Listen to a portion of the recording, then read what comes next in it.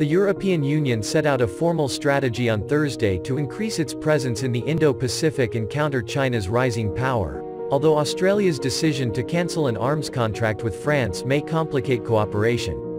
Here are the main focus areas of the EU's strategy. Trade.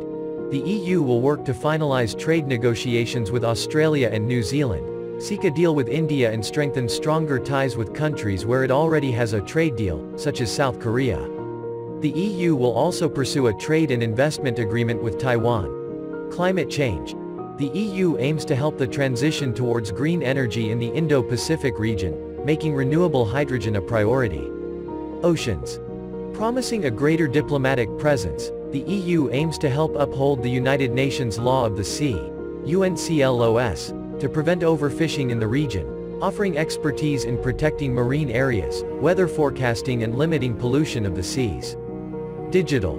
The EU wants to start talks with Japan, South Korea and Singapore on deeper cooperation on data flows, data-based innovation and allowing more digital trade. It also wants to work more closely with India on emerging technologies such as artificial intelligence and fifth-generation mobile networks. Infrastructure. The EU wants to collaborate with Japan, India and Austria on transport links, particularly in aviation and maritime sectors, as well as ensuring that development banks and export agencies link the bloc more closely to Asia.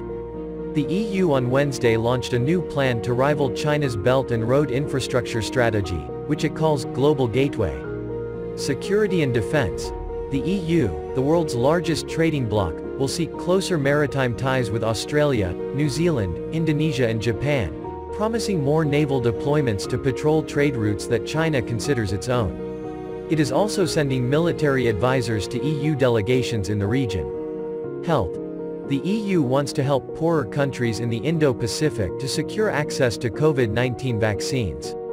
The EU also wants to develop cooperation to secure supply lines for medicines and medical equipment, reducing reliance on China.